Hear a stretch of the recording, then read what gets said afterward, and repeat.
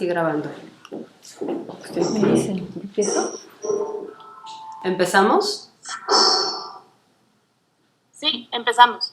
Bueno, pues, buenos días. Me da mucho gusto, aunque sea estar de lejos, pero de corazón estoy con Veracruz y con todas las personas que están en esta red por los derechos sexuales y reproductivos.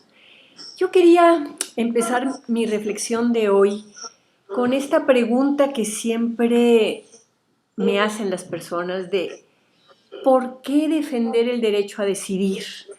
Y sobre todo en un terreno tan complicado como es el de la sexualidad y que implica pues la interrupción a veces de un embarazo no deseado. Y yo siempre digo, y creo que es la posición de la mayoría de las que estamos en la red, que todas las personas lo que queremos es que se acaben los abortos, que queremos que ya nunca ninguna mujer se tenga que realizar un aborto y que eso implica un trabajo tanto de prevención, de prevenir los embarazos no deseados, pero también de remediarlos.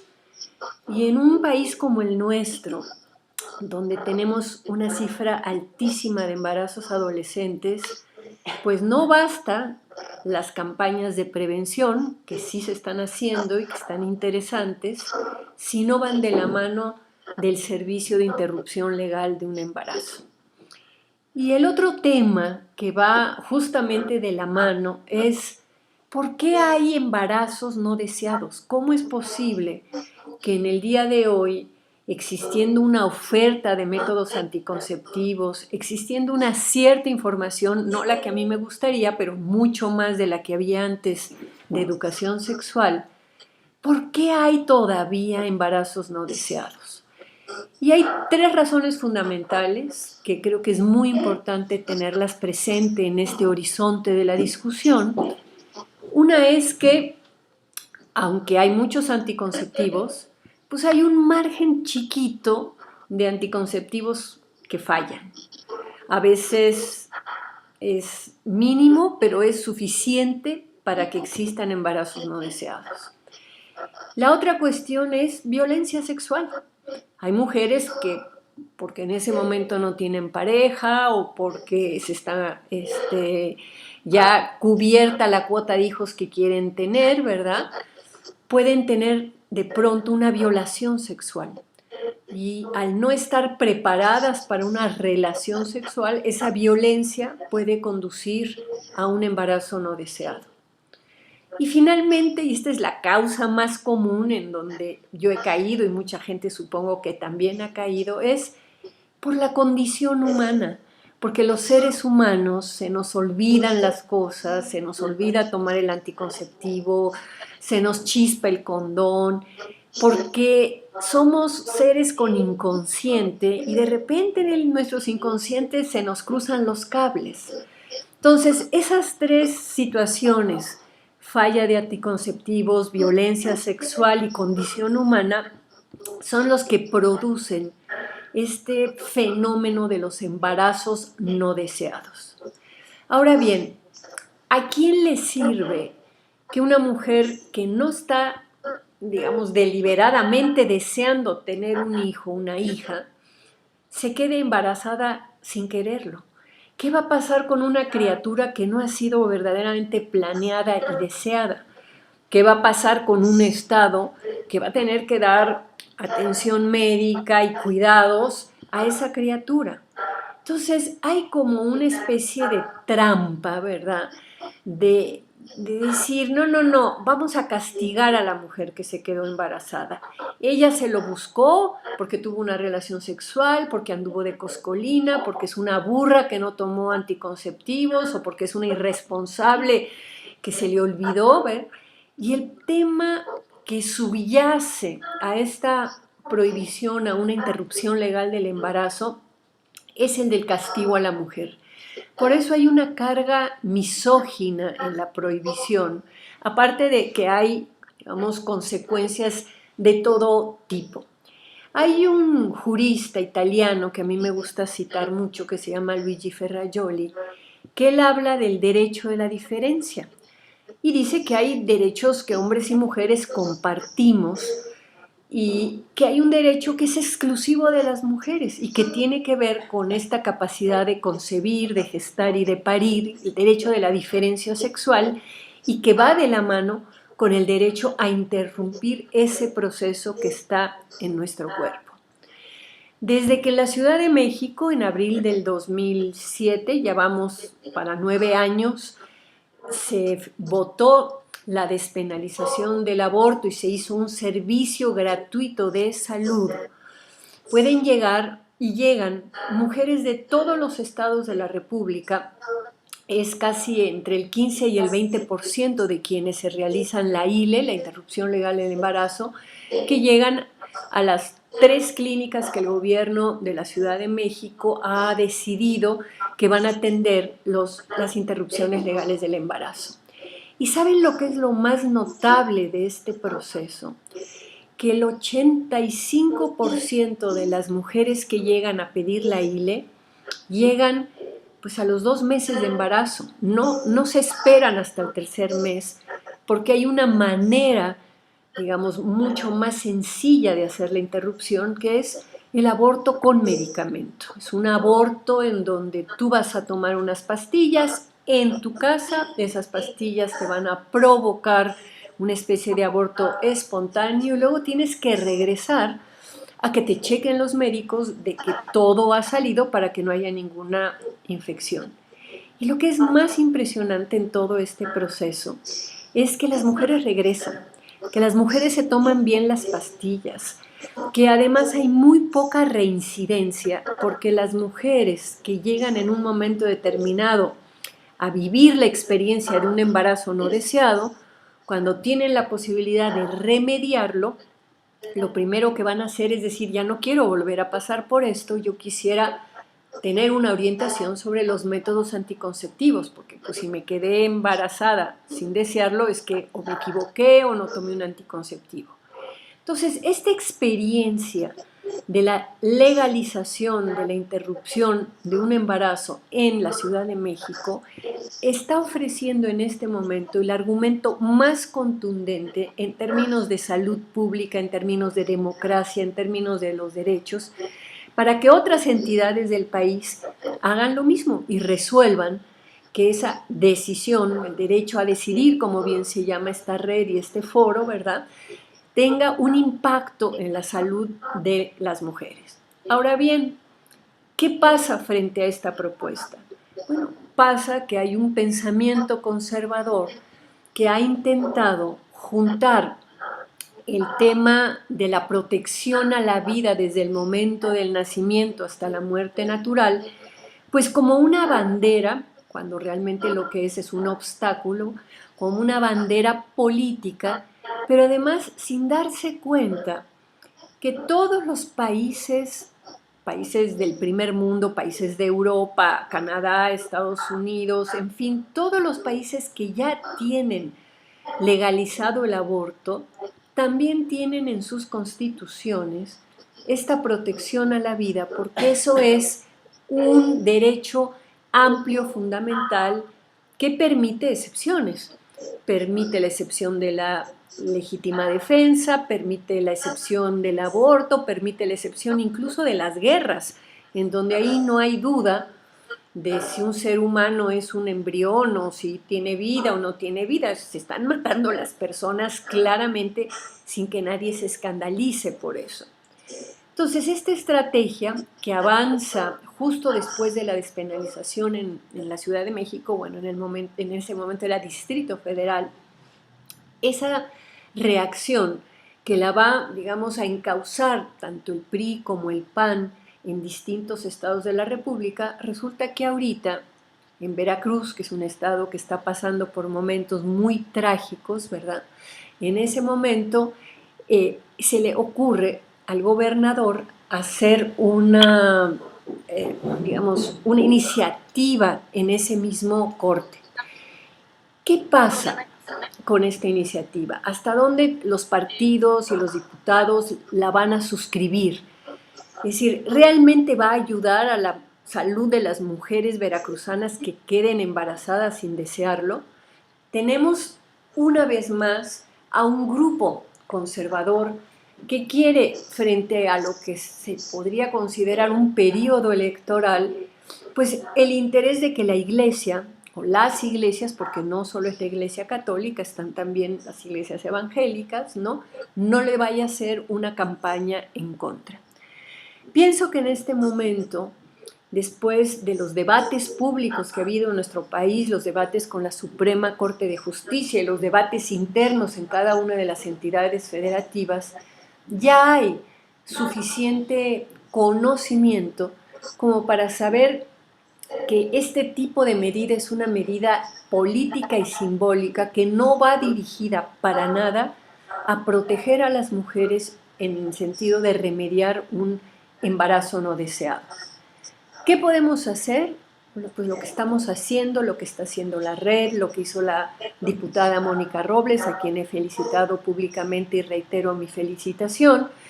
Y creo que ahí sí necesitamos hacer un trabajo mucho más de cara a la sociedad. Da una sensación de sabor amargo la repetición una vez más de esta propuesta, que además, fíjense, con todo y todo, pienso que lo más grave de la propuesta no es proteger a la vida desde el momento de la concepción, sino hasta la muerte natural. ¿Por qué? Porque sabemos perfectamente que si sale la reforma y hay dificultades para que en Veracruz las mujeres puedan libremente decidir, pues podrán venir a la Ciudad de México a realizarse abortos legales. No es lo mejor, no es lo más cómodo, pero aquí las recibimos con mucho gusto. En cambio, el plantear hasta la muerte natural se está metiendo en un terreno muy complicado, en el sentido de no poder ayudar a las personas que desean morir, a las que tienen una enfermedad terminal y dolorosa, y en vez de poder asistirlas, digamos, humanitariamente y bajo el pedido de estas personas, interrumpir la vida en ese momento, porque se supone que ahora va a ser hasta la muerte natural, condenarlas a varios meses, incluso a años de sufrimientos cuando ellas ya quisieran irse de este mundo. Entonces es una propuesta cruel, es una propuesta dolorosa, es una propuesta además muy poco operativa.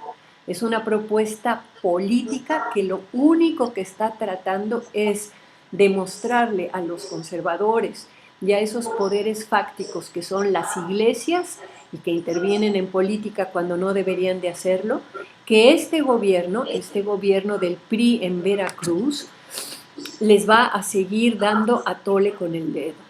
Y entonces así esperan que en las próximas elecciones poder neutralizar una protesta ciudadana contra un gobierno que ha tenido no solamente errores, todo el mundo puede tener errores, pero errores criminales muy, muy graves. Para mí ese es el sentido de esta iniciativa y me congratula mucho ver cómo está movilizada no solo la clase política y los grupos feministas, sino también una parte importante de la ciudadanía. Creo que la reflexión, y con esto regreso a lo que planteaba yo al principio, es tenemos que trabajar para que ya nunca ninguna mujer enfrente el dilema de si se hace o no se hace un aborto. Tenemos que trabajar en la educación sexual, tenemos que trabajar en el acceso a anticonceptivos seguros y baratos, pero siempre tendremos que tener el recurso último de una interrupción legal del embarazo, que es el aborto, ¿verdad? Como la posibilidad de remediar alguna falla anticonceptiva, alguna falla humana o alguna falla de violencia. Ya con esto yo quisiera plantear que es muy importante entender que mientras no se modifique el Código Penal, las causales que están vigentes hoy en Veracruz van a seguir vigentes independientemente de que esta medida salga. Y es muy, muy importante el trabajo político de difusión y de transmisión de qué implica política y simbólicamente esta reforma. Y bueno, no sé si No sé cómo andamos de tiempo, no sé si va a haber preguntas. Creo que regresar al tema prevenir y remediar y respetar la decisión de las mujeres es el sello, y pues yo agradezco muchísimo la posibilidad, aunque sea desde aquí, de acompañarlos de corazón y políticamente en una batalla que tiene que ver con la dignidad de las mujeres, con la autonomía de las mujeres. Nadie aborta por gusto. Cuando se aborta se toma una decisión sobre el destino, no solamente de esa criatura a la que podemos no desear, porque también eso hay que insistir, la maternidad no es una iluminación en donde todos los hijos que Dios me mande, de ninguna manera, todos los que yo quiera mantener y quiera querer. Y en ese sentido, me parece que terminar diciendo que el derecho a decidir es el derecho a la libertad y a la autonomía de las mujeres. Y en este momento, siglo XXI, se vuelve un derecho indispensable, y es un escándalo que en nuestro país ese derecho solo lo tenga la Ciudad de México y no lo tengan las demás entidades federativas. Y ya con esto creo que he llegado a mis 15 minutos. No sé si va a haber preguntas o ustedes me dicen.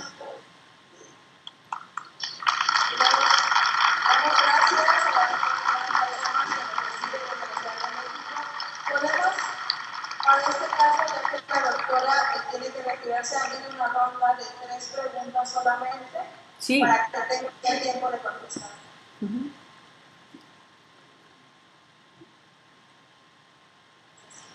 ¿Quiere hacer una pregunta?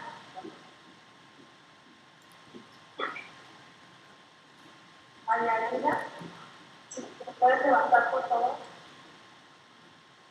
Yo voy a repetir la pregunta. ¿Me escuchan bien? Sí.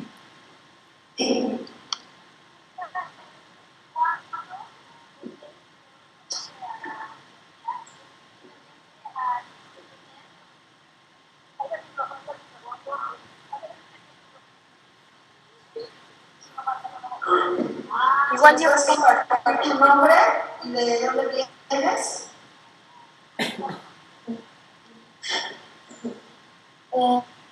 Mi nombre es Erika, vengo de Cobae, de la 66, y mi pregunta es, ¿por qué y cuándo decidió dedicarse a la antropología y específicamente a defender los derechos de las mujeres?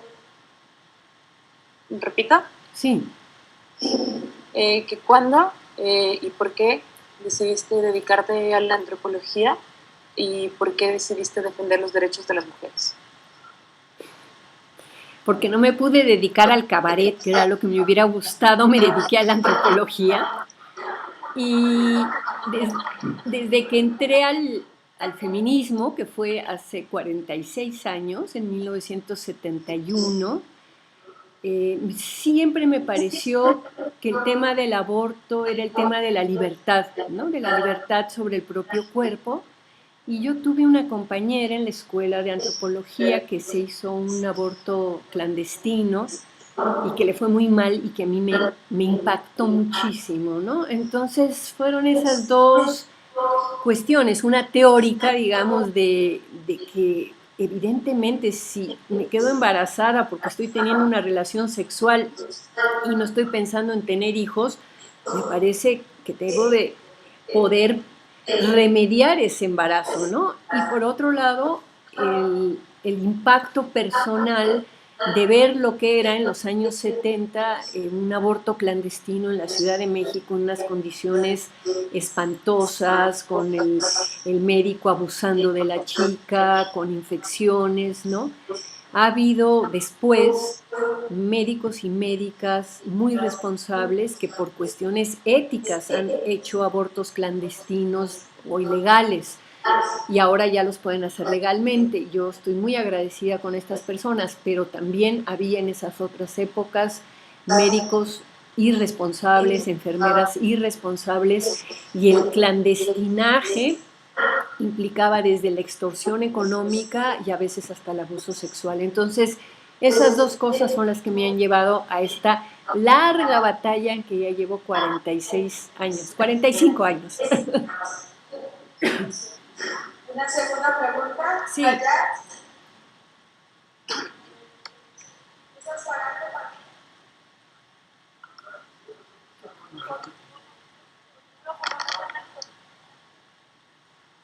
Buenos días, doctora. Soy el doctor Luis Arroyo.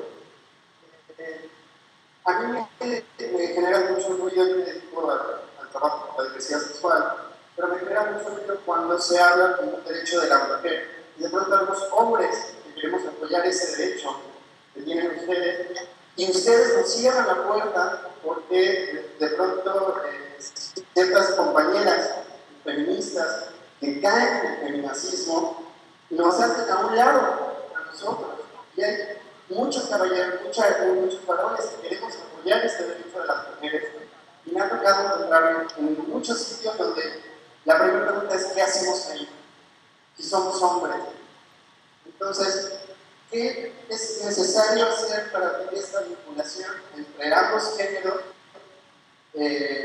y poder trabajar juntos por este derecho que tienen ustedes, pero que nosotros también podemos trabajar por ello? Muy bien.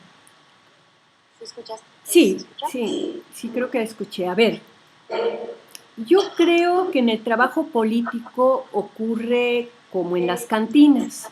Se necesita tener cantinas solo para mujeres, cuando nada más las mujeres se quieren reunir, cantinas solo para hombres y cantinas mixtas. Y creo que pasa lo mismo con los grupos políticos. Yo creo que hay sectores del feminismo que estamos trabajando con hombres desde hace mucho tiempo, y también creo que hay sectores del feminismo o de la defensa de los derechos sexuales y reproductivos que quieren trabajar solamente entre mujeres. Digamos, no es mi postura personal, pero me parece que hay que respetar eso, y en vez de lamentar que no me dejan entrar al grupo de mujeres, pues hacer sus propios grupos de hombres. Yo lo que creo es que los hombres se tienen que empezar a organizar entre hombres y hacer grupos de apoyo de hombres, y habrá entre las mujeres que defienden derechos sexuales y reproductivos las que quieran trabajar en equipos mixtos y las que quieran trabajar en equipos solos. Hay una larga razón histórica de por qué los grupos de mujeres se les dificulta a veces la entrada de hombres, porque llevamos en nosotros como personas usos y costumbres, y casi siempre en los grupos mixtos los hombres acaban tomando la palabra, tomando las iniciativas, por una cuestión cultural, no por buena voluntad o por mala voluntad. Entonces, a mí sí me parece que la condición humana nos pone a hombres y a mujeres iguales como seres humanos, pero diferentes como sexos. Y en el tema de los derechos sexuales y reproductivos, las mujeres sí vivimos problemas específicos que no dudo que haya muchos hombres que les interese apoyarnos y acompañarnos, ¿no? La doble moral, por ejemplo, es que lo vive la sexualidad femenina, que nos tiene divididas en putas y en decentes, y el tema del aborto en términos reproductivos o procreativos. Y los hombres que quieran apoyar tendrán que buscar las estrategias para convencer a las mujeres o hacer sus propios grupos de hombres. Y insisto, yo creo que es una lucha que requiere la participación de todo el mundo.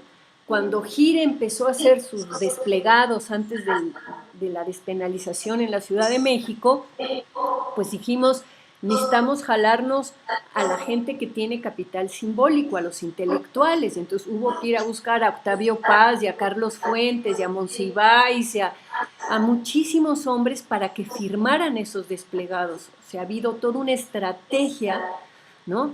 Y en nuestras pequeñas incidencias con periodistas o con médicos, siempre las hicimos con hombres.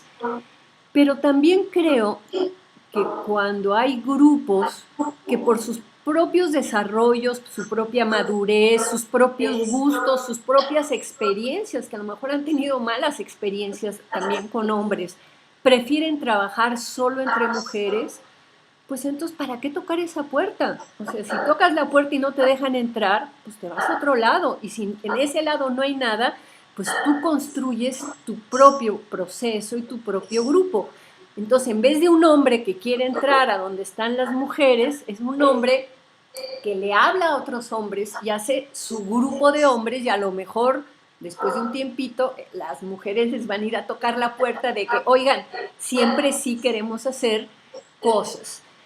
En teoría estaría muy bien que desde el principio se pudiera trabajar junto, pero insisto, los usos y costumbres nos han troquelado y nuestra subjetividad como mujeres y nuestra subjetividad como hombres a veces tienen disonancias y a veces chocan.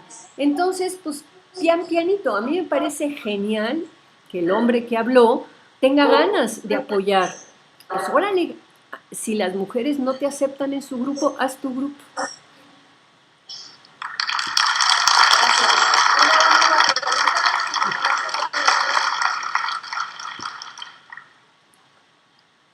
Gracias, buenos días. Mi nombre es Gloria López Mora, académica de la Facultad de Enfermería, integrante del Cuerpo Académico de Desarrollo Humano Veracruz y además integrante del Colegio de Enfermeras del Estado de Veracruz. Estamos colaborando con grandes colegas del Estado de Veracruz, incluyendo Católicas por el Derecho de Decidir, con Irene Muro, sí. Es preocupante la situación, maestra Marta, porque en el caso que nos ocupa a las enfermeras, aparte de todo lo que se está viviendo de violencia de género, ¿sí? ¿Hasta dónde sería la repercusión en el tema de salud?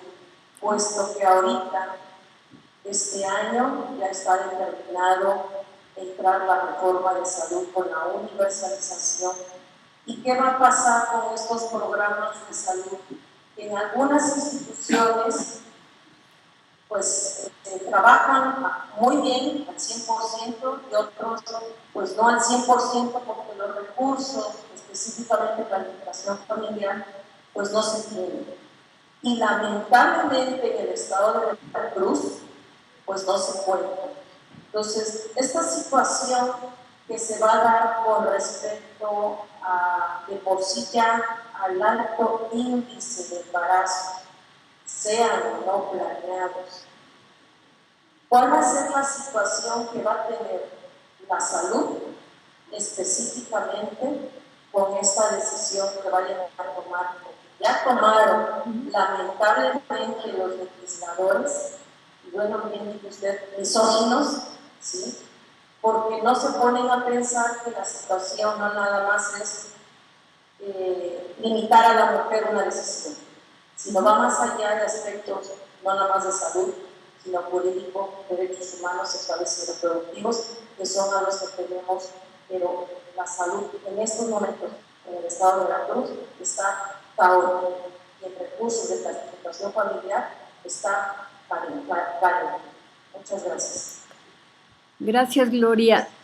El punto de salud, obviamente que es muy importante y yo tengo bastantes esperanzas, a lo mejor me equivoco, de la entrada del doctor Narro a la Secretaría de Salud, porque desde el inicio de la secretaria Mercedes Juan, Regina Tamés, la directora de GIRE, y yo la fuimos a ver para plantearle que hiciera una reunión con los secretarios de salud de todo el país para que escucharan al doctor Armando Agüed, que es el secretario de Salud de la Ciudad de México, lo que ha sido esta experiencia impresionante de la ILE en la Ciudad de México, sin muertes, sin complicaciones, con las mujeres que entienden las instrucciones, que se usa el aborto con medicamento, en fin, toda una experiencia que en términos de salud pública es muy buena y es muy importante. Y bueno, no nos hizo caso y ahora vamos a ir a ver al doctor Narro a ver si nos hace caso y logramos desde arriba, desde las secretarías de salud, que cambie un poco la política. Pero no hay que ser muy optimistas.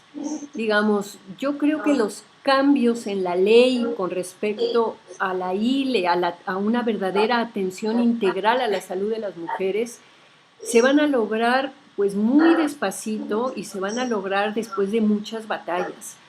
Yo cuando les digo que no soy optimista, pues quiero recordarles que la primera vez que un grupo de mujeres médicas y abogadas hablaron de la importancia de despenalizar el aborto en México fue en 1936, durante el cardenismo del general Lázaro Cárdenas. Y de 1936 al 2007 pasaron 71 años para que se pudiera cumplir ese sueño del aborto despenalizado, y solo en la Ciudad de México. A mí, en mi vida personal, o sea, yo he estado 45 años luchando por esto. Y digamos, se tardó de 1971 que yo entré al 2007, se tardó 36 años en conseguir esta demanda. Y fue un trabajo de muchos grupos, y no solamente de grupos feministas, de grupos de intelectuales, de médicos, del Colegio de Bioética, de periodistas, de escritores. O sea, hubo que armar toda una estrategia para que se viera que en la Ciudad de México éramos mayoría los que queríamos ese cambio. Y aquí, digamos, yo sé que hay muchos grupos que están trabajando en Veracruz desde hace tiempo por eso, y las condiciones son distintas. Y les va a costar trabajo, igual que nos costó trabajo a nosotros. No es una cosa fácil porque hay muchas cuestiones ideológicas metidas allí. La campaña que ha hecho el Vaticano, y qué bueno que está Fray Julián Cruzalta para que se entienda que una cosa son las campañas que hacen los funcionarios de la Iglesia, y que otra cosa es el código canónico, y otra cosa es la libertad de conciencia, que también la Iglesia, digamos, respeta. Pero esas campañas de los grupos pro vida, del PAN, incluso del PRI también, bueno, claro que han frenado y asustado a la gente. Es raro el diputado o la diputada que asume esta bandera porque sabe que le va a significar un tache. Y lo que usted decía, Gloria, con respecto a las complicaciones de las mujeres y de la salud, ¿verdad? Pues es que tenemos secretarios de salud en los estados que no les interesa la salud de los habitantes, que están ahí por otro tipo de grillas, y eso solo lo vamos a poder cambiar los ciudadanos cuando empecemos a votar distinto, ¿no? Y cuando ese voto distinto, es decir, ¿por qué la Ciudad de México ha logrado conseguir la interrupción legal del embarazo? Pues porque la Ciudad de México no ganó ni el PRI ni ganó el PAN, ganó el PRD en su momento, y que era un gobierno de izquierda con el cual se pudo hacer muchas cosas. Ustedes tendrán que ver en su baraja política quiénes pueden en un momento determinado ser personas que apoyen una medida así. Pero tiene razón, el tema de la salud es un tema que no tiene la importancia política que tendría que tener, y debemos de acogernos a las cuestiones que ya se han conseguido, como la norma 046. La norma 046 dice que cualquier mujer que haya quedado embarazada por un acto de violencia, se le tiene que dar inmediatamente el aborto legal. Y aunque saliera esta reforma, que espero que no salga aquí en Veracruz, en el Código Penal de todas las entidades del país, el aborto por violación es legal. Entonces, hay que luchar para que se cumpla esa ley, y eso implica mucha participación, eso es muy desgastante, implica hacer alianzas entre los distintos grupos, implica permitir que los hombres acompañen desde sus instancias y de sus grupos, implica buscar a las figuras que pesan en el Estado, que tienen un valor simbólico, ¿no? A los escritores, a los músicos, a las actrices, en fin, a quien se pueda, y hacer una gran campaña. Y eso es muy difícil, tardamos mucho tiempo, y digamos, con todo mi poco optimismo en lo inmediato, en el largo plazo la tenemos ganada. La tenemos ganada porque hay cosas ya que la modernidad va metiendo en la cabeza de las personas y sobre todo de los jóvenes, y así como a lo mejor hace 40 años o 50 años todavía el uso de anticonceptivos podía ser algo raro, en este momento ya todas las instancias del gobierno federal, y eso va a caer también en las entidades federativas, están asustados del embarazo adolescente y quieren hacer campañas de educación sexual y de uso de anticonceptivos entre los jóvenes. Entonces, a la larga, la despenalización del aborto va a ser una realidad en nuestro país. Lo que queremos es que sea a la corta. Queremos que las mujeres de Veracruz no tengan que viajar a la Ciudad de México, pero en este momento pueden venir a la Ciudad de México. Es gratis, ¿verdad? Hay un grupo que es el Grupo María, hay una representante de Balance que espero que también hable de eso, ¿no? Del Fondo María, de su experiencia, porque acompaña a las mujeres que quieran venir a hacerlo. Ahora, no sé si en estas próximas elecciones o a lo mejor en las de dentro de 6 años, pero va a haber un momento en donde la ILE va a ser una realidad en Veracruz y en todo el país. Y el tema de salud y el tema que ven las enfermeras, que son quienes tienen que lidiar con los casos más dramáticos de las mujeres que les llegan desangradas o que les llegan mal, ¿verdad?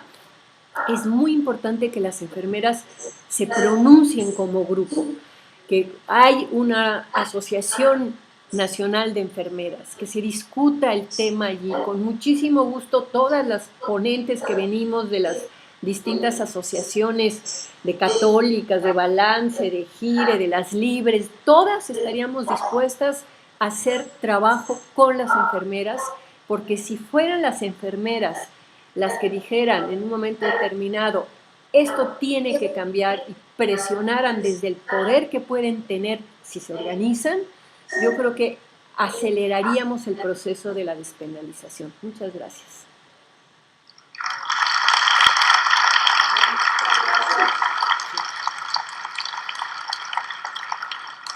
Queremos conectarse todavía, vamos a hacer una última pregunta. Sí. Buenos días, mi nombre es Renata y vengo de Cobae 35. Mi pregunta es, si se está buscando defender los derechos de la mujer, ¿qué pasa con los derechos de la mujer? Como se dice en los derechos humanos, pues uno de los principales es defender el derecho de la vida. ¿Qué pasa con el derecho de la mujer? A ver, yo creo que ¿qué pasa con el derecho del feto? El feto tiene derechos porque los fetos empiezan después de las 12 semanas.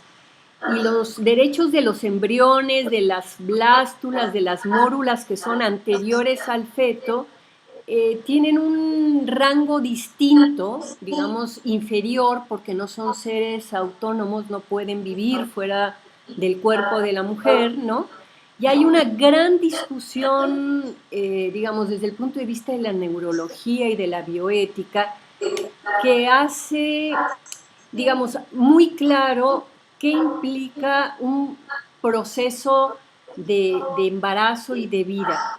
Y yo aquí sí quisiera decir que más que plantear un argumento científico que existe y todo eso, yo siempre digo que las personas que creen que un óvulo fecundado o una blástula o un embrión tienen alma y por lo tanto son equiparables a la mujer, pues esas personas que no aborten. Yo me parece que la gente que tiene creencias religiosas sobre el embarazo o sobre la ley de la interrupción legal del embarazo es como la ley del divorcio. Existe para los que se quieren divorciar, existe para las que quieren abortar, pero no obliga a las que no quieren hacerlo. Entonces, yo no tengo una concepción religiosa del embarazo y por lo tanto para mí el desembarazarme de un embrión no tiene una connotación ni de asesinato, ni de horror, ni de que estoy violando los derechos a nadie. Pero hay personas para quienes eso es así. Bueno, estas personas tienen todo el derecho a no abortar. Ahora, hay una discusión sobre si las leyes se tienen que construir a partir de creencias religiosas o a partir de evidencia científica. Y la evidencia científica nos dice que el ser humano es hasta al final del 6º mes y el principio del 7º mes del embarazo que empieza la actividad cerebral, que se conectan las sinapsis. Por eso en muchísimas partes del mundo, y la Organización Mundial de la Salud también plantea que se pueden hacer abortos de segundo trimestre hasta el 5º mes, con la seguridad de que ese ser en construcción, llámese embrión, llámese, todavía no es feto, feto sería un poco más grande, ¿no? Pues no va a tener dolor ni sentimiento en el momento en que sea desalojado del cuerpo de la mujer.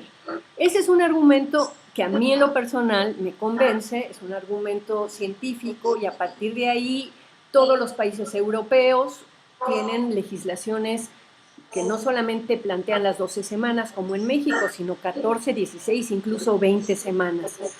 Pero también sé que la discusión de si tienen derechos o no tienen derechos, pues legalmente no tienen derechos, por lo menos por nuestra Constitución y con nuestra legislación actual. De hecho, hay temas de herencia, de que si nace una criatura tiene que vivir 24 horas para que se la pueda registrar y pueda tener derechos. Es decir, hay una discusión jurídica sobre que hasta que no nace no se le puede considerar persona, y por lo tanto los derechos humanos son para las personas.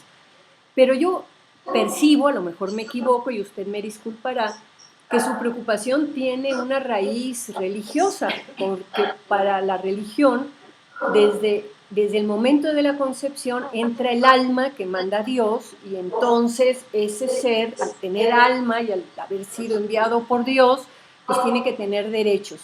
Y en ese sentido, pues reconocer que en México sí hay un sector de personas que no somos religiosas y que no nos vamos a guiar por creencias religiosas, y que a las personas que tienen esas creencias religiosas nada afecta en sus derechos, nadie las va a obligar a abortar si no quieren, y que podemos convivir como en otras sociedades, los creyentes y los no creyentes, con una ley laica que permita que cada quien tome la decisión sobre su cuerpo. Algunas personas tomarán esa decisión en función de sus sentimientos religiosos, y otros tomaremos la decisión en función del conocimiento científico. Muchas gracias. Damos las gracias a la doctora Marta Lana, del Instituto Federal de Segundo Lugar en el DF. Muchas gracias por su participación. Bueno, continuaremos el orden del